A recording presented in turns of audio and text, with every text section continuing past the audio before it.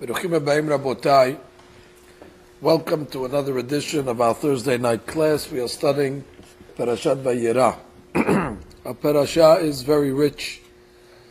Many topics that deserve a separate shi'ur. Of course, in the short amount of time that we have, we don't have the ability to go through every single topic. Of course, we have the birth of Yitzhak Avinu. We have the story of Sodom, and the highlight of the parasha Akedat Yitzhak. However, there is one area of the parasha which deserves our analysis tonight, because in it there's a big secret, and the secret is worthy to be revealed tonight for those members that attended. It's a sod, a secret of life. Avraham Abinu is recovering from the Brit Milah, and he's visited by three malachim. So the pasuk says the malachim come into Abraham's tent. Vayomer Yehuda vayeh Sarah ishtecha. Where's Sarah? Vayomer hinei ba'ohel. She's inside. Vayomer shob ashuv elecha ka'et hayah. The angels say, we're going to return to you next year.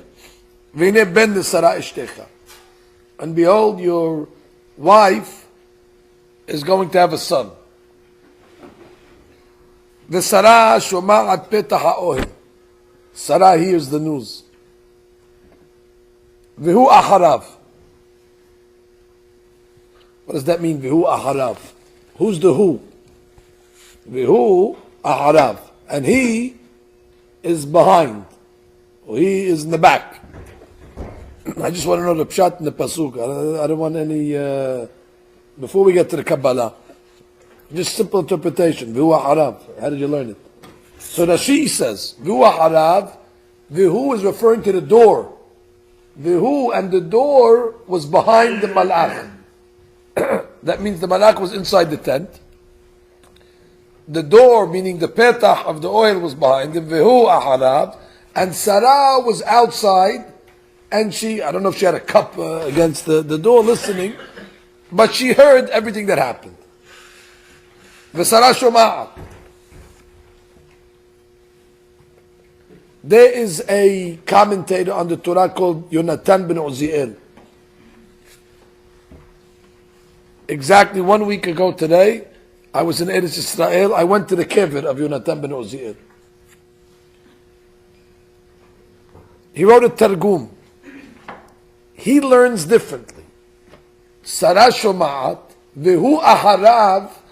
He writes, and I quoted his language, v'yishma'el ka'e batra v'tzayit mad amar mal'acha.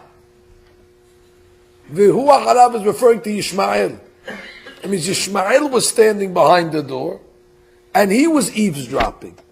He was listening to what the malach was telling Abraham and Sarah. You can imagine he wasn't so happy. Now he hears he's going to have another brother. Right away his Yerusha is cut in half. He has to split it to 50%. Now he has sibling rivalry. Now he has to share his allowance. The last thing Ishmael wants is a brother. So the pasuk saying, V'hu aharav, Yishma'el is behind the door, and he's listening to what the malach is saying. Comes the midrash, and the midrash is to Yonatan ben Uziel. The midrash says, why was he standing outside? The midrash says, Mepenei Yehud. Because of Yehud. What is Yehud? Yehud is the law that a man and a lady cannot be secluded together. Yehud. So the Midrash says, Mepnei Yehud. I don't know exactly what this Midrash is talking about. What Yehud?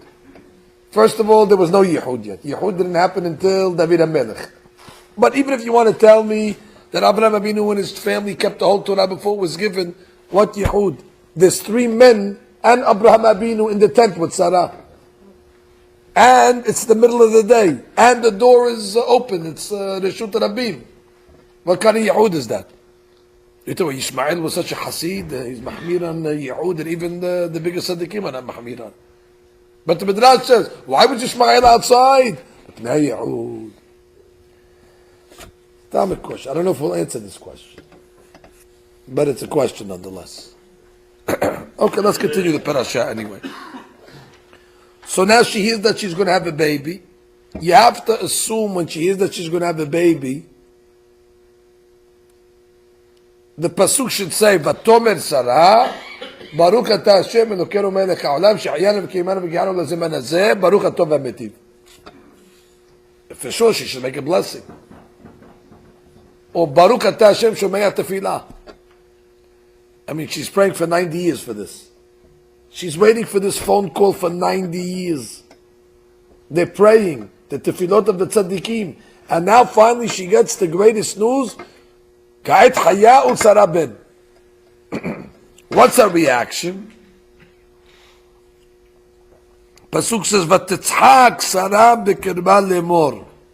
She laughs. Okay, I don't have a problem. Some people, when they get happy, they laugh. They get nervous, they laugh. But then she says, Ahare beloti haytali idna. After I'm all worn out, I'm going to be refreshed. Beloti, she's biluya, her body is already old. Haytali idna, idna means she's going to become refreshed. I don't want to say it, but it sounds like she's doubting it. As if she's saying, hey, yitachen. It's possible such a thing. This doesn't sound like the reaction of a tzaddiket. The reaction of a tzaddiket that knows that God can do anything. Like God will tell Sarah in a minute, Yipalem Adonai davar. Is God limited? Can God not accomplish anything? What, Sarah doesn't know that? Sarah, Hazb Shalom, she laughs and she says, what's going to be? I'm old, my husband's old. How's it possible? But Titzhak Sarah b'kirba lemor, that's the last reaction we would expect from Sarah Imenu. And by the way, what do you mean she doesn't expect? So then what was she praying for all these years? I mean, I'm making hashbon now with you. She gives Hagar to Avraham. Why does she give Hagar to Avraham? Because she says, in the merit that I give Hagar to Avraham, maybe she'll have a child herself. Good. How many years prior did she give Hagar to Avraham? 13 years prior. So that means she was 77. So at 77, she has no problem to have a child. To me, there's no difference between a 77-year-old having a child or a 90-year-old lady having a child. To me, it's the same hadush. Both of them, they make it to the National Enquirer. They make it to the newspaper. So at 90, she says, oh, beloti, aytali adna. Then 13 years ago, you were 77, you weren't 18 years old. And then already you were making hashbonot. I'll give you Hagar, and b'zchut that I'll have a child. And all of a sudden now at 90, when she gets the news, V'titzhak Sarah b'kirba lemor, Ahare beloti haytali adna, my husband's old, everybody's old. Anyway, so Borei Olam gets angry. This is our question. Why is Sarah laughing? It's really not our question, it's God's question. Borei Olam asked $1 million question. Lama zeh sa'aka Sarah? What is she laughing? Heyipalem Adonai davar? God says, what do you mean? Is anything concealed from me? Anything limited to me? So of course, to God's question, Lama zeh sa'aka Sarah? What does Sarah answer? V'tekahesh Sarah lemor lo sahakti. Why? Unbelievable. She denies it. I didn't laugh. When did you laugh? The pasuk says you laughed. Everybody knows you laughed. Borei Olam comes along and says you laughed, and you come along and deny it. Incidentally, just as a side point, there's a rabbi called Hezkuni. There's a rabbi called the Tosfot Reed. Rabbi Yeshaya Ditzrani. They came from the city in Italy. They both learn from this pasuk over here that this is the source why a lady is pesula le'edut. That's why ladies cannot testify. Because you see, she got flustered. God says, you laughed. No. Lo sahakti. Why did she say lo sahakti? Because she got scared. She got flustered. When God said, hey, you laughed. No, I didn't laugh. So a lady cannot testify in court because she's going to get flustered. The prosecutor will start asking her questions. No, we can't. Okay, leave the halachot of a lady being pesula le'edut. Don't be offended, ladies. But the point is, how could she deny it in front of God? Lo sahakti. I don't know, this parasha to me is the most difficult parasha. I don't know how you learned it. You read it on Shabbat. You read this for 50 years, these parashiyot over here. How do we understand simple pshat in Sarah's reaction, in her denial?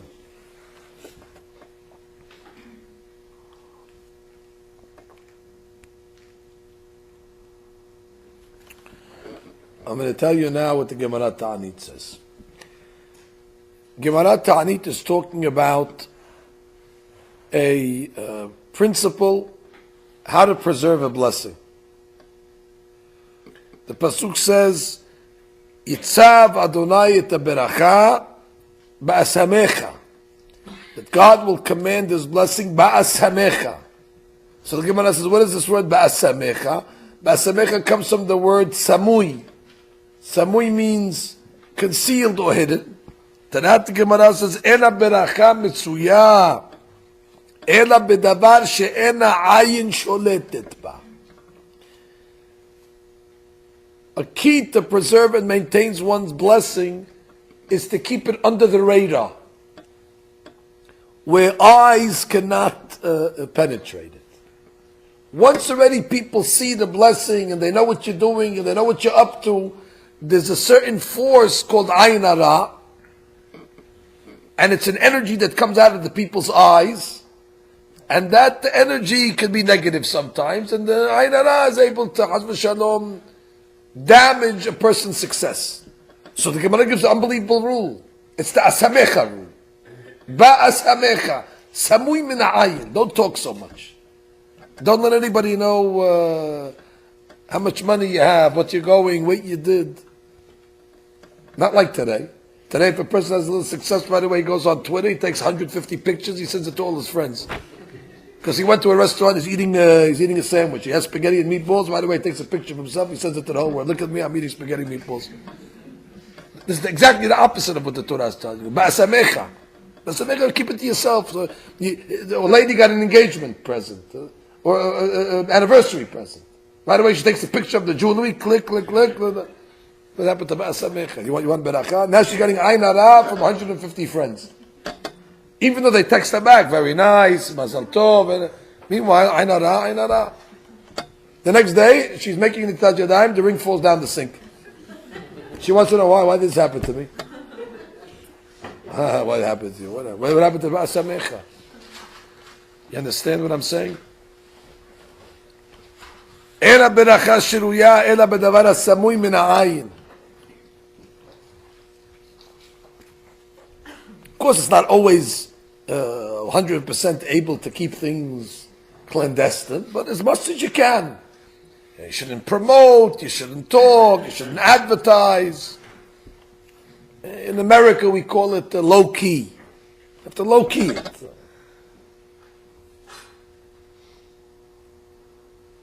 There's no species in the world that reproduces more than the fish, because nobody's looking at them. You can't see them. There's no species that's more samui min ha'ayin than the fish, and therefore they have beracha. Of course, we take them out of the fish and we put them in a fish tank to give them Ayin Hara, so everybody goes looks at them. But we reverse what Hashem wants. But in the perfect world, samui min ha'ayin, that's what we always bless Am Yisrael, v'yifru v'yi'u kedagim. You should be like the fish of the sea. So some of you are thinking, wait a minute, he came to talk about Ayin Hara? We don't believe in Ayin Hara. There's no such thing as Ayin Hara. Ayin Hara is a fictitious concept. Good. But the Gemara in Baba Metziah, on page 107, says that Rav went to the cemetery, and Rav had an uncanny ability to know, just by looking at a grave, he could tell you cause of death without taking an autopsy. And he concluded that 99 out of 100 people in the cemetery died from Ayin Hara, and one died from natural causes. So go fight with Rav, who's Tana Upalig, that there's no such thing as Ayin Hara. And he's telling you the majority of the people in the world are affected, even to the extent of death. So I said that because of this concept, the Tzaddikim knew about it, and therefore they were very careful to play down any of their successes or any of their blessings. Yaakov Abinu, for example. Yosef comes home one day, he says to his brothers and to his father, I had 2 dreams last night. What was your dreams? Everybody bowed down to me, including my father. Okay, what was the second dream? The same dream. Everybody bowed down to me, including my father. Now, by the way, Yaakov Abinu, he held these dreams in very high esteem. He knew these dreams were not stam. These dreams were prophecies. These dreams were Ruach HaKodesh. It was a Nevu'ah. He knew that one day these dreams are actually going to manifest. And what's Yaakov's reaction? Vayigar bo aviv. Yaakov chastises Yosef and says to him, Ma halom hazeh asher halamta. What kind of dream is this? What kind of fantasy is this you're having? Havon avo ani ve'mecha ve'ahecha l'shta'avod lecha arza. Vayigar bo. He goes, this is a dream.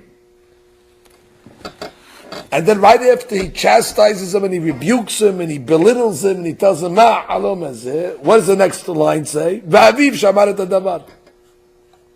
Then after he yelled at him and screamed at him, he takes the dream and he puts it in his brain. He says, one day something's going to happen.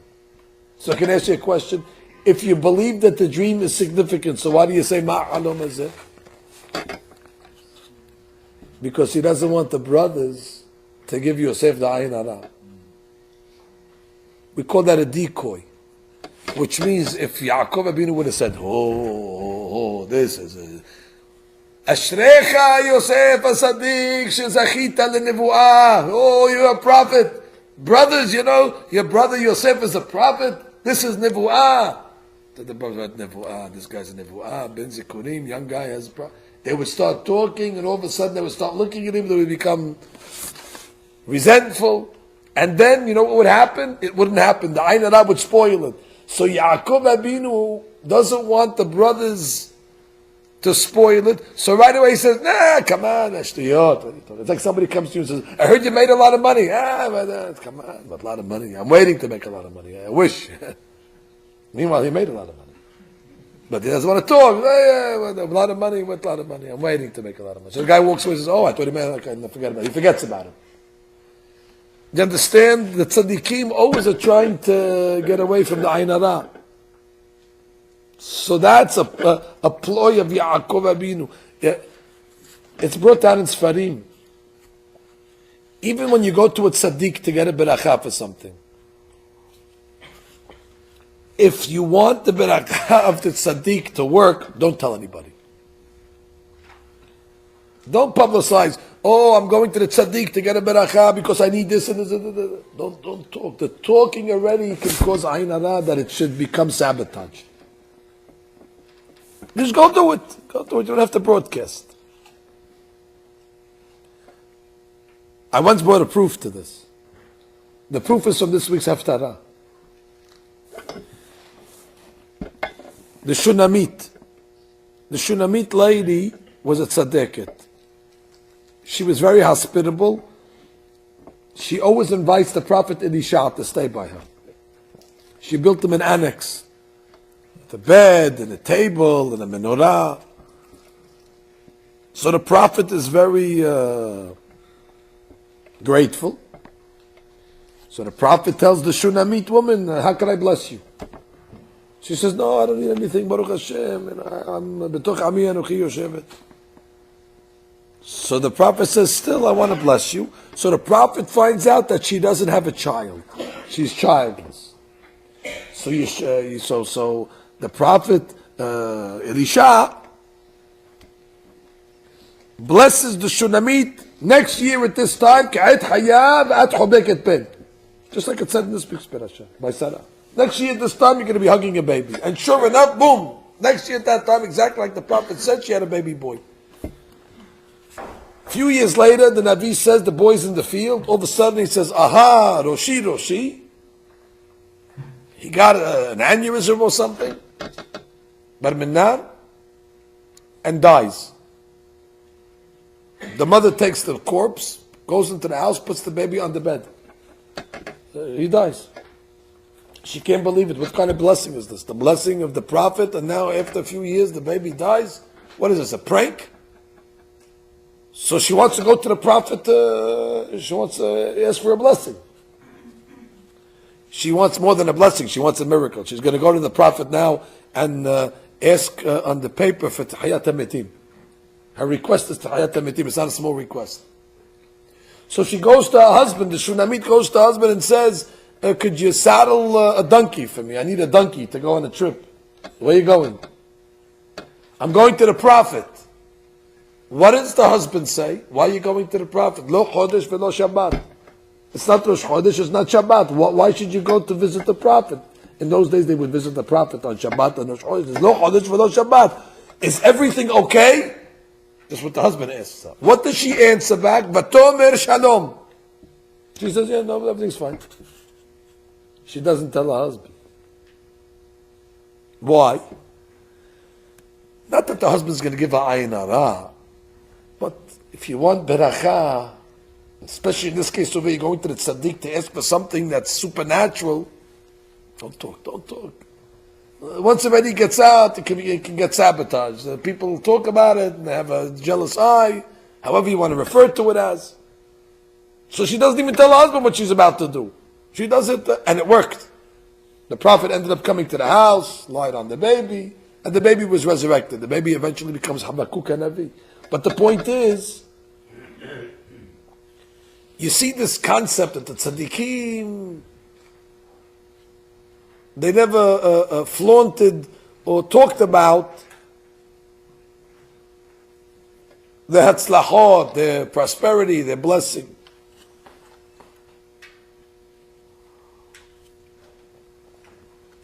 You know what happened to Sarah Imenu? When she heard that she's having a baby, she's thrilled. In her heart, Baruch Shomei Tefillah, Baruch Sha'ayanu V'Kiyimanu V'Giyanu. She's thrilled on the highest level. She has no doubt for 1 second that she could have a baby. Not if she was 90, if she's 900, she knows she could have a baby. She wasn't doubting God's ability, she wasn't doubting the hashgacha. Of course, Sarah Imin, there's only 4 imahot. Sarah is a prophetess. She's a nevi'ah, and she's a greater prophetess than Avraham Avinu. There's no question, she has no doubt that HaKadosh Baruch Hu can make miracles. She saw already all the miracles that happened to Avraham Avinu. She saw her husband was thrown into a fiery furnace and he came out alive. So the same God that can do that, the 90-year-old lady can have a baby. That's not why she was laughing. You know why she was laughing? Because who's standing behind the door? Yishmael. And Yishmael sitting there giving the Ayin Hara. He's got his hands up and he's got all his the eyeballs and all the different things that he's doing. All the voodoo. He's got the voodoo doll already playing all his tricks. So if Sarah's going to come along and say, oh, Yishtabach Shemo, my tefillah were answered, guaranteed, having a baby, we're very lucky. Ishmael's going to go now and start talking in the street. You hear, you're having a baby, the baby, no, what's your baby? She's 90 years old. And all of a sudden the Ayin Hara is going to start, and before you know it, miscarriage. No aleinu v'lo aleichem. There's some ladies, they don't say they're pregnant. They get pregnant, and they tell everybody, they tell the husbands, don't tell anybody, I don't want anybody to know. Until they have no choice, until it becomes obvious. But they don't. There's some ladies right away, they get the pregnancy test after 1 minute, they're calling everybody, I'm pregnant. And Bar Minan, not good. Ayin Hara, you don't want people to talk. Samui min ha'ayin, ba'asamecha. So, what Sarah was doing was a decoy. Don't you understand? So she comes along and says, what? I'm having a child. So what is Ishmael going to repeat when he goes out? Ishmael, what happened today? I don't know, some angel came and told my stepmother she's having a baby. I know, what's her reaction? They don't believe it, nothing. And that's it, the story's over. And I'll prove it to you that this is a correct shot, because there's one word, without my interpretation, this word doesn't make any sense. The pasuk says, "V'titzhak Sarah b'kirba lemor." What is the word lemor? Okay, let's go back to Aleph Bet. What does the word lemor mean when you read Tanakh? To say to others. V'yidaber Adonai and Moshe lemor. Sarah's talking to herself. V'titzhak Sarah b'kirba lemor. What is it to say to others? Of course, who's to say? Who's the others? To Ishmael, who's standing outside the door.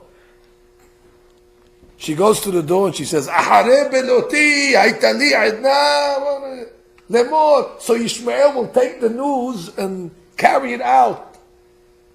So the street will discount it. The street will not give it any credence. The street right away will say, nothing.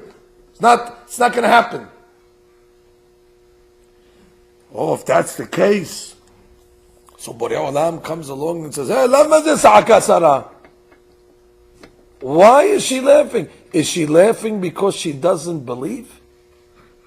This is what God's saying. God knows the emet, but God wants to hear it from Sarah. Lama zeh Sarah. Why is she laughing? What? She doesn't think that I could give her a baby? Hayipalem Adonai davar. So what does Sarah answer? Lo sahakti. No, I didn't laugh because I didn't believe. You know why I laughed? Ki yare'a. Because I'm afraid. What are you afraid of? I'm afraid of the Ayin Hara of Ishmael. You see now this is straight down. Now the parasha is smooth. Now we have a mahalach in the parasha. She denied laughing out of skepticism. But the guy said, no, I didn't laugh out of skepticism. Of course I believe that God can do anything. So why did you laugh then? Ki yare'a.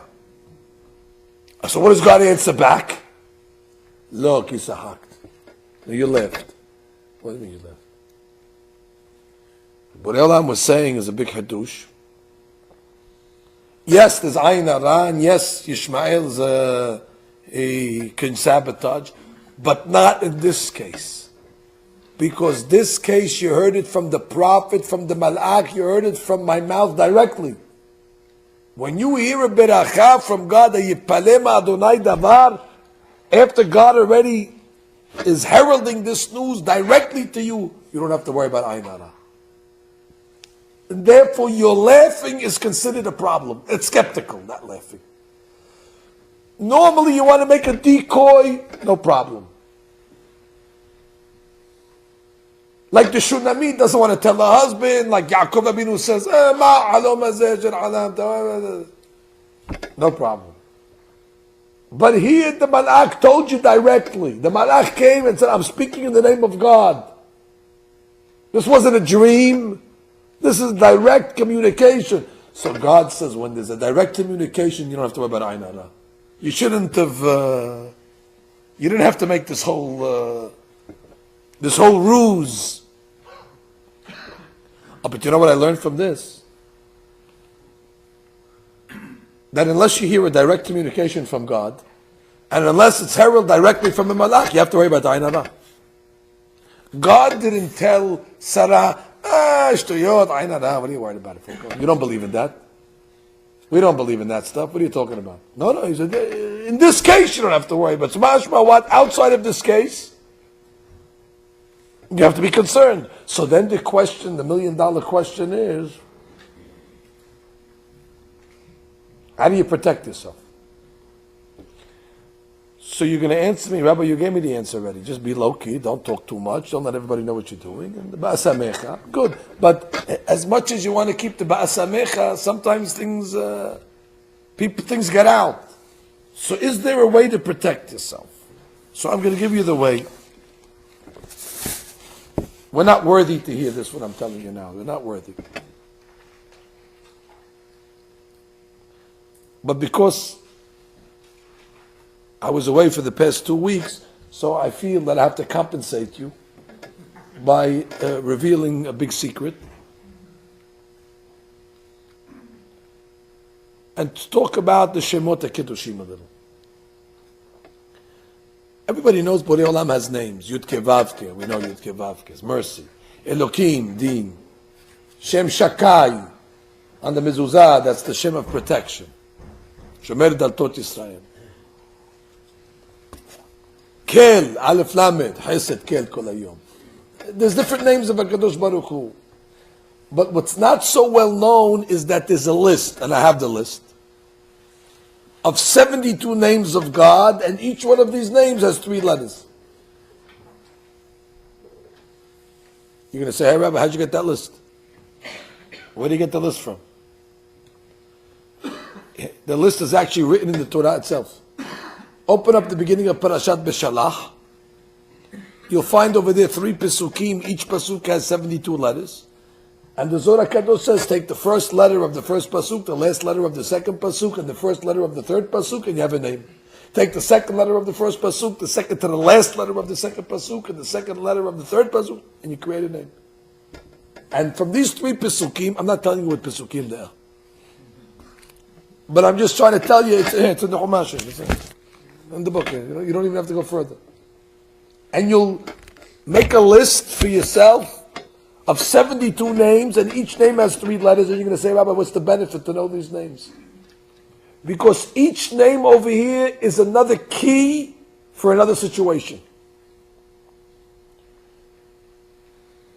Now, the Torah doesn't tell you how to use the names. That you have to open up the Zohar, the Arizal, and there's books on this. I'll refer you to a book called Herepithiyot, where he actually goes through all the 72 names and he explains exactly its function and its usage.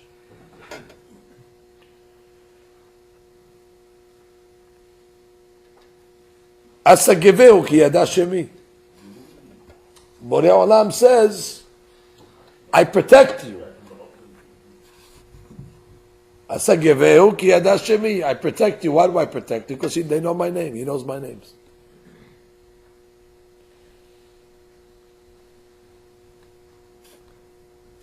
There is one of the names of God of the 72 that protects from Ayin Hara.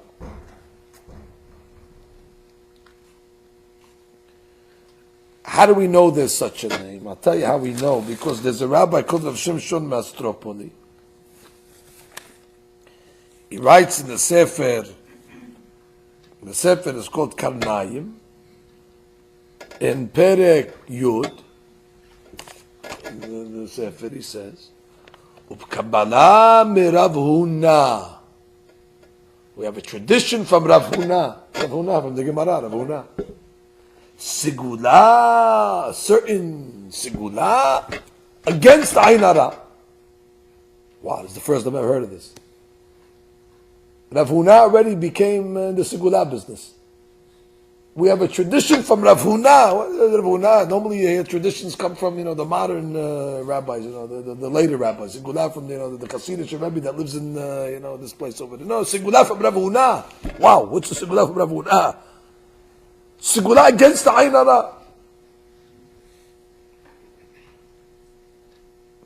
So he says in his commentary on the side over here, the commentary is called Dan Yadi.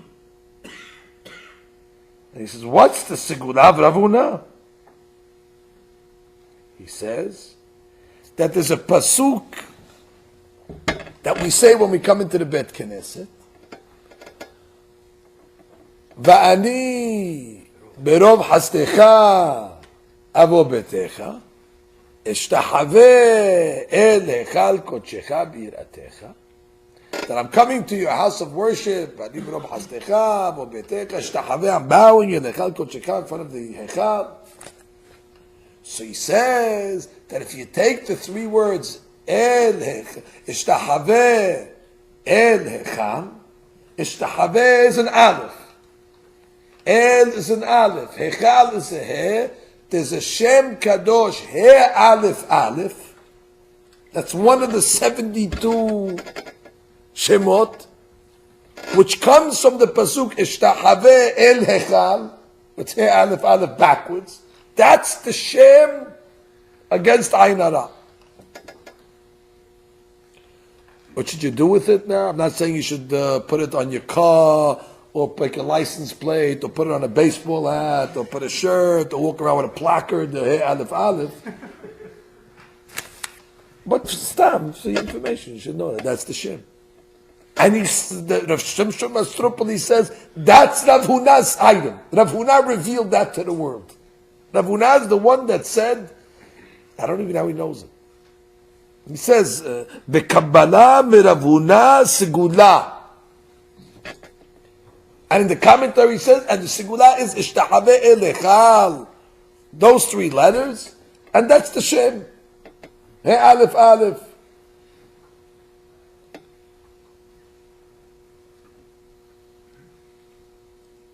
Incidentally, that explains to me something. We have a custom in our community. And I tell this to all the Hazanim. Our wedding ceremonies, how do they begin? The Hazan marches down. First they begin fighting with the caterer, and then after that's everybody has that custom. And then we go into the ceremony, and the Hazan marches down. And what pasuk does the Hazan say when he marches down at the wedding? Vani berov chazdecha avo betecha ishtahave el echal kodshecha b'yiratecha. Why do they say this? Especially a lot of times they don't even have the wedding in the synagogue. So it's not Bani Berov Abo Betecha, it's not Betecha, it's not Hechal Kodshecha, it's in the hotel. And they still say Bani Berov Azdecha Abo Betecha. The explanation is because what happens at a wedding? The Ayin Hara is flying all over the place. Look how much he spent on the flowers, look how many violins, look at the smorgasbord. Look at the bride's gown, look at the clothes. So everybody's looking and looking. The Ayin Hara it's nuclear Ayin Hara. So we want to neutralize it. So what are we going to do now? We're going to have He Aleph Aleph parade. So the Hazan comes in and says, Ishtahave el hechal. Boom. Boom. He just gave the He Aleph Aleph. He just neutralized the whole place. All the Ayin Hara that's being given. So I teach the Hazanim the Kavanah. They said, we never knew this Kavanah. Now anytime I'm at a wedding and the Hazan marches down, after he winks at me, he knows, he has the Kavanah. To mevatel the Ayin Hara, that's the secret of Rav Huna.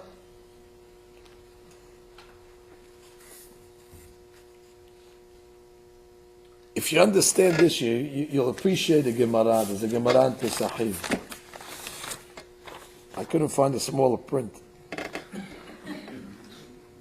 And it's like a microfilm. The Gemara Pesachim is on Daf Pevav. It's an incredible Gemara. Amar Rav Chiya bar Abba Amar Rav Yochanan. No. Rav Huna bere de Rav Natan ikla lebe Rav Nachman. Rav Huna came to the house of Rav Nachman. Amru le ma shemach. So they asked Rav Huna, what's your name? Amar lehu Rav Huna. So he says Rav Huna. They ask him back, Amru le. Mai ta'ama karit lach Rav Huna. Why do they call you Rav Huna? Amar lehu Ba'al Hashem ani. I'm the owner of the name. What do you mean Ba'al Hashem? So that she explains Ba'al Hashem ani. Mikatnuti kach korim li. That's what they called me from when I was a kid. What do you want from me? That's what they called me when I was young. Baal Hashem, that's the name they gave me. That's the whole Gemara. You ever see a Gemara like this in your life? And somebody comes to me, what's your name? Eliyahu Mansour. Well, why do they call you Eliyahu Mansour? Why do they call me? What kind of question is that? That's my name. Because my father, the Brit Milah, Bikeresh said, Eliyahu Mansour. What's your name? And here you have a Gemara. Nobody has any problems with this Gemara. They come to Gemara. What's your name? I don't have a problem asking him his name. Ask him his name. That's Derech Eretz. What's your name? Mashemach. Rav Huna. Rav Huna. Where'd you get such a name like that, Rav Huna? He's with me. Baal Hashem. Baal Hashem, man. Baal Hashem, man. This is the name they chose for me. You know what the depth of this Gemara is? The depth of this Gemara can only be understood with this Rav Shimshon Masrupoli. What do we know about Rav Huna? He carried a good luck charm in his pocket. What was the good luck charm he had in his pocket? He had the Sigulav, He Aleph Aleph. He had the Sigulav, the Shem Kadosh against the Ayin Hara. Anybody know how to say in Hebrew, great wealth? Great wealth, you would say Osher Rav, or you could say Hon Rav. Hon is a treasure. You know what Rav Huna means? Rav Huna means great wealth, great blessing. Rav Huna. And you know what the Hakamim say? You know why they called him Rav Huna? Because in his time, there was great beracha, there was great abundance, there was great shefa. So much shefa that they nicknamed him Rav Huna, because they said it's this rabbi's blessing. It's to his credit why there's so much beracha in the world. You know why there was so much beracha in the world in the times of Rav Huna? Because there was no Ayin Hara. You know why there wasn't Ayin Hara? Because he taught them the Shem. So they come to along and they say, what's your name? I'm Rav Huna. You're Rav Huna. So they say, what's the reason they called you that? Which means, what's your secret that you were able to bring to the world? Rav Huna. So you know what he answers? Baal Hashem ani. He says, because I got the Shem. What Shem? The Shem Kadosh, Aleph Aleph. And because of that, there's beracha, the shefa in the world. That's the depth of what Rav Shimshon Masrupoli was revealing to us. Rav Huna's Baal Hashem. Carried this Shem Kadosh, Baal Hashem ani. And he taught it to everybody. So in Rav Huna's time, nobody had the Ayin Hara, everybody had the Aleph, everybody was protected. And therefore in his time, there was great shefa.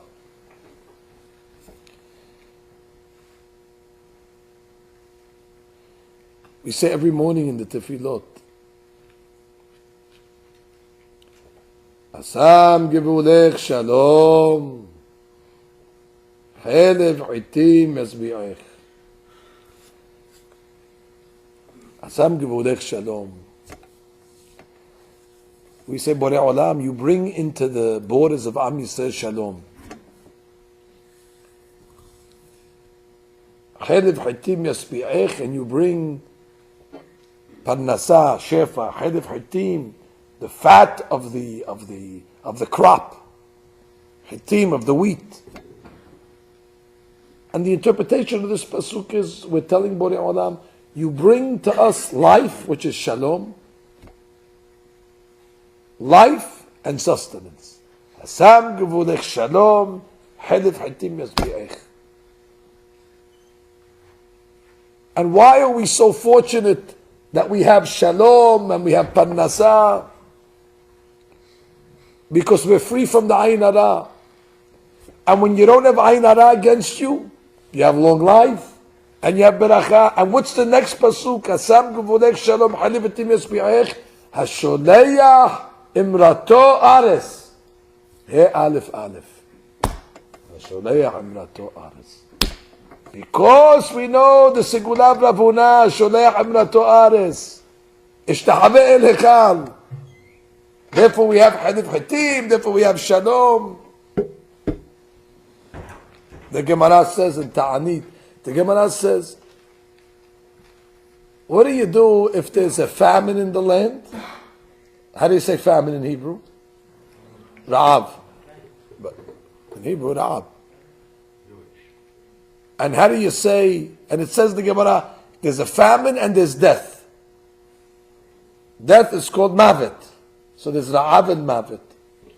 So the Gemara says, what are you supposed to do? So the answer is, you have to go to the tzaddik. You got to go to the tzaddik and he's going to pray. So the holy books say, what is the tzaddik going to do? How is he going to get rid of Ra'av and Mavet? So the tzaddik has an uncanny ability, a certain trick that only the tzaddik can do. He takes the ayin out of Ra'av.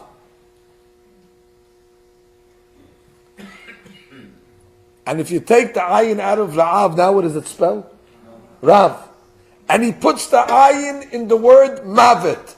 After the mem, he puts the ayin. Now what does it spell? Ma'ot. Ma'ot is what? Money. By taking the ayin out of Ra'av and putting it into Mavet, he turns Ra'av and Mavet into Rav Ma'ot, into a lot of sustenance. And that's what the Pasuk says in Tehillim. Hine en Adonai il Yere'av. What's the en? En is the ayin. God gives the ayin. Hine en Adonai il Yere'av. God gives the ayin to the tzaddikim. Lam yahalim nachazdo. Why? Lahatzil mimavet nafsham ulahayotam bara'av. In order to save them from Mavet and Ra'av, God says, you control the ayin. You can move the ayin from the Ra'av and move it to the Mavet. Rav Ma'ot. Why is it Rav Ma'ot? Rav Ma'ot is Rav Huna. Rav Huna, great sustenance. But where does he get that from? Where does the tzaddik get that ability to move the ayin? Because his ayin is good. Because his eye is good. Because he has ayin tovah. Asam givulech shalom. Chelev eti masbi'ech. Because hasholech amrato ares. And therefore, since the eye of the tzaddik is good towards the people, so Borei Olam says, your eye is good, you have control of the ayin. Move the ayin as you wish. Oh. So this is a big secret. It's your lucky night. You got a big secret tonight. How do you use it? I don't know exactly how you use it. You think about it. The person's, somebody says to you, oh, I heard you made a lot of money. Hey, Aleph, in your brain. What are you thinking about? Nothing. Hey, Aleph.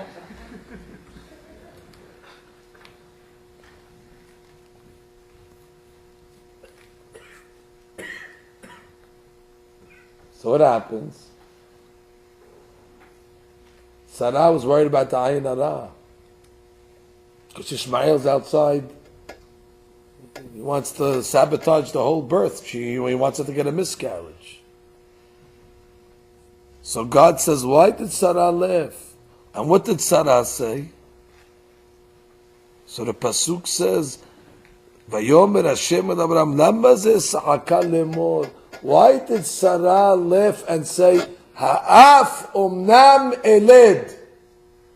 Ha'af omnam eled. Am I indeed going to have a child? Why did she use those words? Ha'af omnam eled, Rashi Tevot, Aleph Aleph. So she knew the Shem. Before Rav Huna. Before Rav Huna's Segula already, she was using He Aleph Aleph, Ha'af omnam eled. And God answers back, no problem. But you didn't need to use it now. Don't use the Shemot when you don't need to use it. What should you waste the Shemot for? Stop using the Shemot. Hayipalem Adonai Davar. Here God says, I told you directly you're going to have a baby. What are you taking out Shemot for? What do you have to take out the Kamiyah for? What do you have to start using names of God for? For no purpose.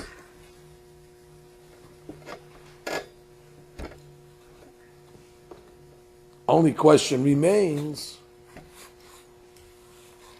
The only question remains is, what's the mechanics of how the Shem works? How does that Shem, He Aleph Aleph, protect us from Ayin Hara?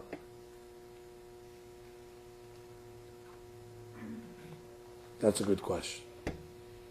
What's the three letters? He Aleph Aleph.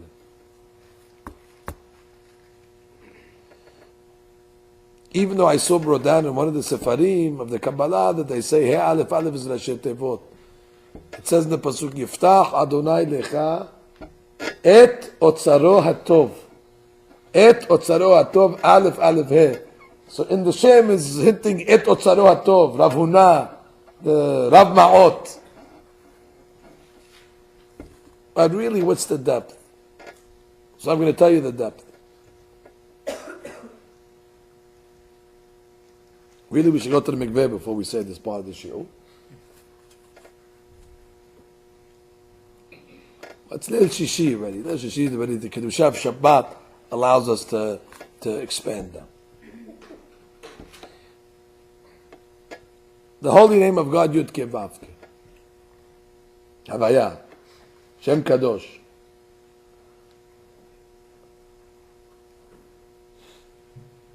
God says to Sarah, Hayipalem Adonai Davar. Those that are connected to Yud Ke Vav Ke, you don't have to worry about Ayin Hara, you don't have to worry about anything. Hayipalem Adonai Davar. If you're under the umbrella of Yud Ke Vav Ke, let them look at you, let them talk, let them say. Yud Ke Vav Ke protects. But the Yud Ke Vav Ke, as we know it, can be configured in 4 ways. What do you mean 4 ways? There's only 4 letters, Yud Ke Vav Ke. How can it be configured in 4 ways? So the Zohar talks about Yud Ke Vav Ke equaling 72. You're going to say, what do you mean 72? Yud Ke Vav Ke equals 26.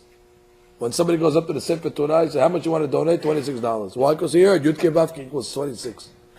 Now he's going to hear it equals 72. He has to put his hand deeper in his pocket now. How does it equal 72? Okay. Listen closely. Take the Yud. How much is the Yud? 10. But Yud is Yud Vav Dalet. Yud. That's called Milui. Now it's 20. 20. How do you spell He? You say He. I say He Yud. Who's right? We're both right. Elu ve'elu. But let's do the He Yud first. So He Yud is how much? 15. So that's 20 and 15 is how much? 35. How do you spell Vav? You spell it Vav Vav. I want to spell it Vav Yud Vav. Who's right? We're both right. Vav Yud Vav is how much? 22. So 35 and 22 is 57. And then the last He is He Yud again. 37 and 15. I'm sorry. 57 and 15, 72. So you see that magic. We made from Yud Ke 72. And by the way, that's called Shem Ab. Ab is Ayin Bet. That's the holy name of God. But the rabbi said there's 3 more ways to spell the name of God. You ready? Yud is Yud Vav Dalet again. It never changes. You never get confused on Yud Vav Dalet. Yud Vav Dalet, how much? 20. Keep the Hey Yud. Keep the Hey Yud. How much is that? 15. Up to 35. Over here in the second way, we're going to spell it Vav Aleph Vav. No, not 11. 13. So 35 plus 13.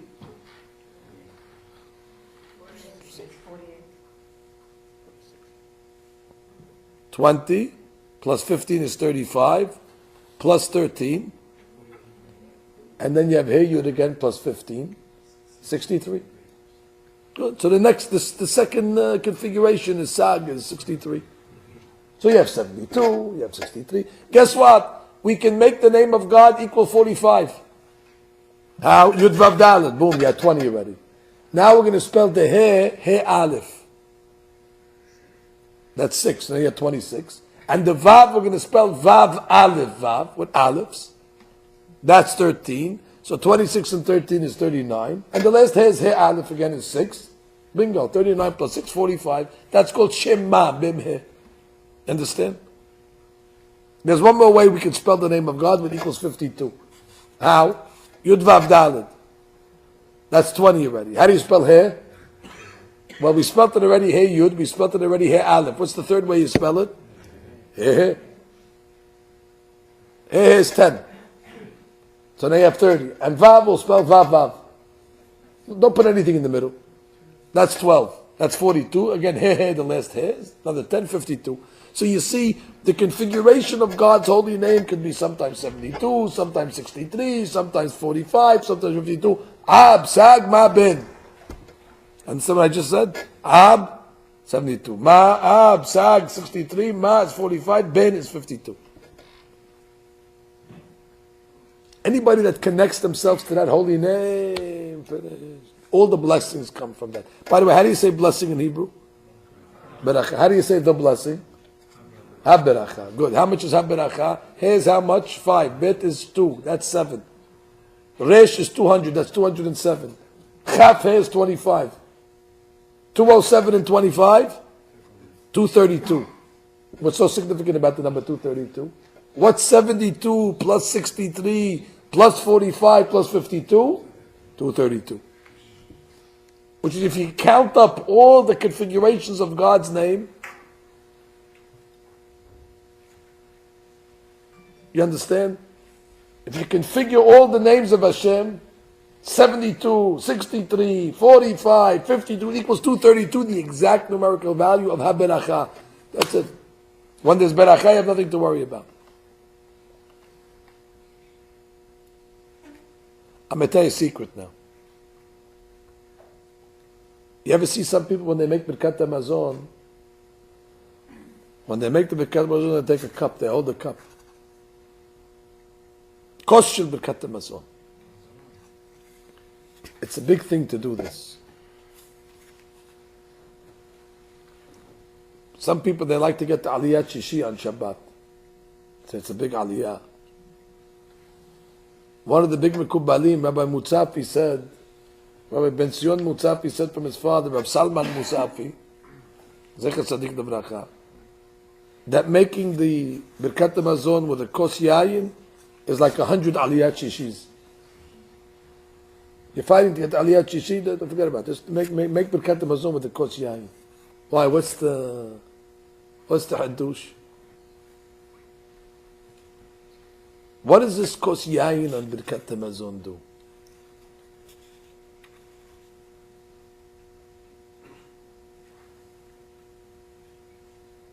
What's the name of God of judgment? Elohim. How much is Elohim equal? 86. How much is kos equal? 86. When you're holding the kos, you know what you're holding? Judgments. These are all the judgments in your life. These are all the judgments, that we don't want to get involved in. So what do we do with these judgments? We read the Birkat HaMazon. How many berachot are in the Birkat HaMazon? 4 berachot. The first berachah is Keneged Shem Ab. The second berachah is Keneged Shem Sag. The third berachah is Keneged Shem Ma. And the fourth berachah is Keneged Shem Ben. When you read the 4 berachot of the Amidah, you're actually creating the Ab and the Sag and the Ma and the Ben, and all of a sudden, you took the kos, boom! And you blew it out of the water with the Shemot of the Yud Ke Vav Ke.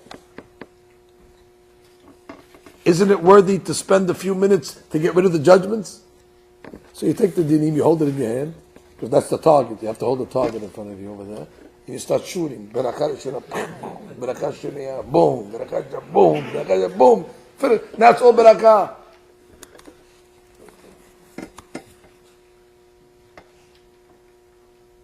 And that's why we say, Al kos yayin maleh ke birkat Adonai. Al kos yayin maleh ke birkat Hashem. Because the birkat Hashem Yud Ke Vav, because the 4 berakot of the Amidah.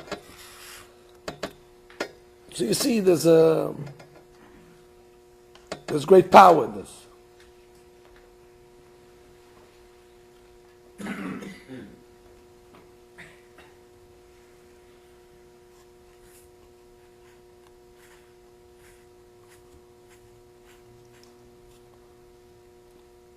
Al kos yayin maleh, on a filled cup of wine, kos yayin maleh. Kos, I told you, equals 86, yes? Now let's open up the word kos. Chaf is how much? Chaf peh, chaf. How much is that? 120. 120? Chaf and peh, no, chaf peh. 100. Samech is how much?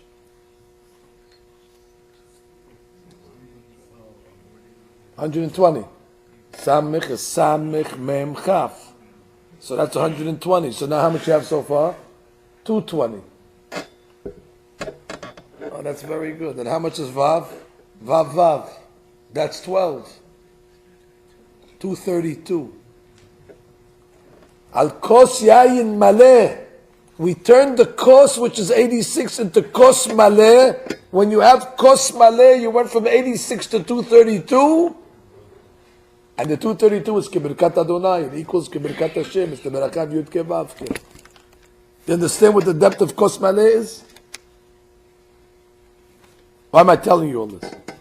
Because anything that's connected to 232 is connected to the 4 Shemot of Hashem, and that's it. You're protected. There's no dinim, there's no Ayin Hara, there's no Mar'in Bishin, there's no Mekatregin, there's no Kilip, there's no nothing.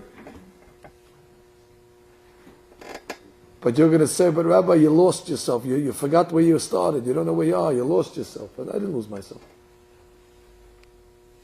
I asked you a question. What's the secret of He Aleph Aleph? He said, well, He is 5, and Aleph is 1, and Abba is 7. They're too far away from 2. I wanted it to equal 232. Because if He Aleph equals 232, then that's the best thing in the world. But it only equals 7. 232 is 7. Okay, that's a trick. The Milui. Let's see if the Milui works. How much is He? He is how much? 10. How much is Aleph?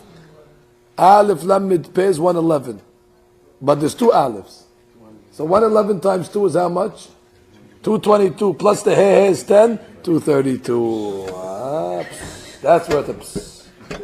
That's it. The He Aleph Aleph equals 232. Which means when the person has the Kavanah He Aleph Aleph, which is the Shem, he's really mechaven to the milui of it. And now already God says to Sarah, what are you saying? Ha'af omnam eled. Hayipalem Adonai davar? I'm in front of you. I'm in front of you. The Yud Ke Vav Ke. I told you you can have a baby. What do you have to do Shemot for?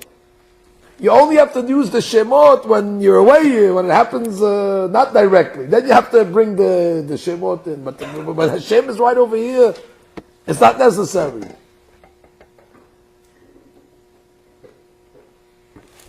The lesson for us is the musar, besides the education that you got, but the musar of the talk is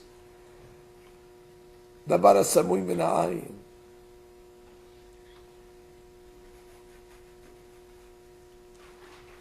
And that one has to be careful not to be a mazik with his eyes. You should be generous, like the tzaddikim that they're happy to see somebody else have beracha. Not like Yishmael that already said, I was nervous, he's going to sabotage. There was a great rabbi from the Mir Yeshiva of Nosson Tzvi Finkel. We visited now the yeshiva last week. We went with the synagogue. We went to see the Mir Yeshiva. So we met with the rabbi's son. And we saw Rav Nosson Tzvi's almanah, his wife. So I told the Rebbitzin, I said, can I tell you something about your husband that I heard from Rabbi Tityahu Solomon? So she looked, yes. So she says, I don't think I heard what you're going to tell me, so I want to hear it. I said, when I went with Rabbi Tityahu to Russia, I was sitting with Rabbi Tityahu on the bus, and it was right after your husband passed away. And if anybody knew Rabbi Nosson Tzvi, he had Parkinson's, a severe case, and he shaking, and he's lying, and he couldn't function in a normal way. So Rabbi Tityahu tells me, you know why Rav Nosson Tzvi was zocher to have the biggest yeshiva in the world? Because nobody was jealous of him. Nobody put Ayin Hara on him. Nobody was looking at him. Nobody wished any bad on him because they said, Miskin, leave him alone. He says, look, when there's no Ayin Hara on a person, look how far he's able to... He's all the ikuvim is because people are jealous and they put Ayin Hara and they put... So therefore things fail. But if a person is free from Ayin Hara, Well, she received tremendous chizuk from such a statement. Says it's true. So therefore, we have to learn a lesson over there. Where we should learn not to be like Ishmael Hashisham, to wish bad on people. The wishing bad on people and the Ayin Hara on the people, it affects them. Why do you want to see somebody suffer? Why do you want to see somebody be down? הנה אין אדוני לירב למנחלים מסדור, להחיותם ברעב. And the Musar to us is also the Ba'asamecha. Low-key means you don't have to send pictures of everything that you're doing. You don't have to publicize every single thing that you're doing. Every restaurant that you enter, and every party that you go to, and every dress that you buy, and every jewelry that you buy, and you don't have to take a picture and send it to all your friends. For why? For what purpose? Ba'asamecha. What happened to Asamecha? You only bring Ayin Hara on you. And you also learned the pshat in the Chumash over here with Sarah Imenu, and you put a Shem in your pocket. You'll never have to use it, but stam just like Dir to Rabbi Yadir. Be'ezat Hashem Borei Olam, like we pray in the morning, should save us. Shetasidenu miyetzer hara, u'ma'ayin hara, u'peg hara, מדין קשה ובעד דין קשה ומדינה של גיהנם ברוך ה' לעולם אמן ואמן רבי ענה בקשה אומר רחבה כל זה ישראל צפיך חרבן להם צד ותחפש למען צדקו Moshe reminds me I didn't want to answer but I'm going to answer it now Rabotai if you have another minute it's worth your wait Moshe says hey but Rabbi you didn't answer the Yehud Ishmael standing outside, it says, Mepnei Yehud. Maybe we can explain it like this. That says Ishmael was standing outside. All of a sudden we see Sarah Imenu using Shemot. Ha'af, Umnam, Eled. The Shemot of HaKadosh Baruch Hu, when somebody uses the Shemot, we call that a Yehud. L'Shem Yehud. So therefore, the question is, why Ishmael was standing outside. So now we understand Mipnei Yehud. That's why Sarah was making Yehudim. Sarah was making Yehudim because Ishmael was outside. Mipnei Yehud. That was the cause why she had to make Yehudim. Baruch Adonai Le'olam. Amen.